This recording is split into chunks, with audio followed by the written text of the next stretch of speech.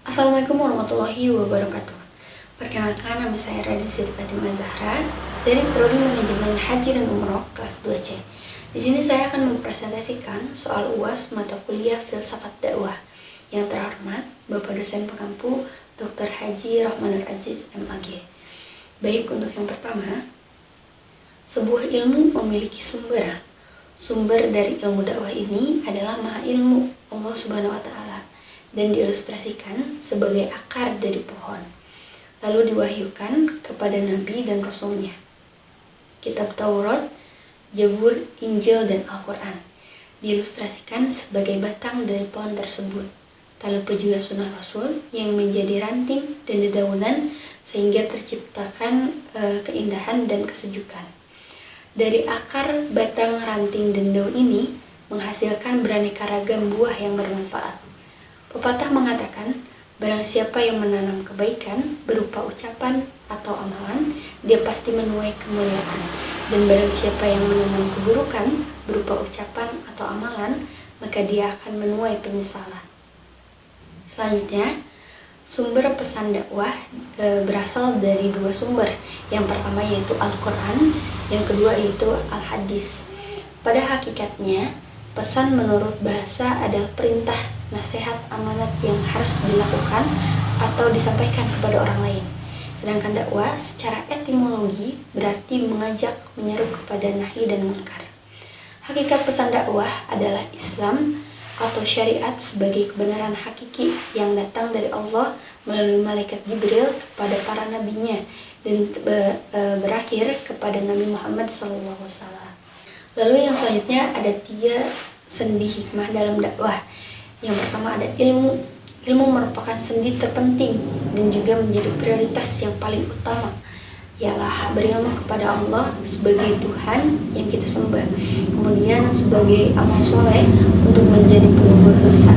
Yang kedua yaitu sabar, berarti akal atau dewasa yang selalu berhati-hati dan tenang ketika marah atau tidak membalas padahal ia bisa melakukannya.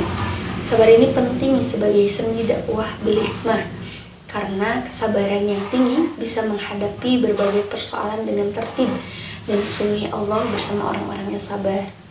Lalu poin yang ketiga, tidak tergesa-gesa.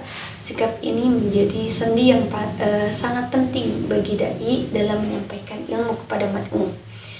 Selanjutnya, perbedaan akhlak dan etika dalam perspektif filsafat. Etika adalah cabang dari filsafat yang membicarakan tentang nilai baik atau buruk. Etika juga disebut filsafat moral. Etika membicarakan tentang pertimbangan-pertimbangan tentang tindakan baik buruk hubungan antar manusia. Sedangkan akhlak, filsuf muslim mempersepsikan bahwa akhlak merupakan sifat-sifat dasar yang tertanam kokoh dan mewarnai tingkah laku seseorang. Dengan sifat-sifat dasar tersebut kemudian muncul perilaku spontan tanpa melalui pemikiran atau pertimbangan yang berkepanjangan. Yang kelima yaitu analisis dari pertemuan terakhir pemateri dari yang terhormat Bapak Dr. Asep Sadikin. Filsafat dakwah adalah 2 disiplin ilmu yang dijadikan satu, dipakai sebagai pisau analisis. Ciri berpikir filsafat dibagi menjadi 4. Yang pertama ada radikal, orang yang berpikir bukan hanya pada sesuatu yang terlihat. Yang kedua ada krisis, yang ketiga ada universal, yang keempat ada sistematis. Hikmah untuk orang yang diberikan keleluasan ilmu, orang itu akan bijak dalam menanggapi persoalan. Lalu tujuan dari dakwah adalah kebahagiaan. Dan objek filsafat dibagi menjadi 2. Yang pertama ada material, yang kedua ada formal. Poin material ini dibagi menjadi 4. Yang pertama ada manusia, pesan, lingkungan, dan Tuhan. Lalu untuk poin formal dibagi menjadi 2. Yang pertama kajian dakwah dan hakikat dakwah. Cukup sekian yang dapat saya sampaikan. Kurang lebihnya saya mohon maaf. Wabillahi taufiq wal hidayah wa ridha wal inayah. Wassalamualaikum warahmatullahi wabarakatuh.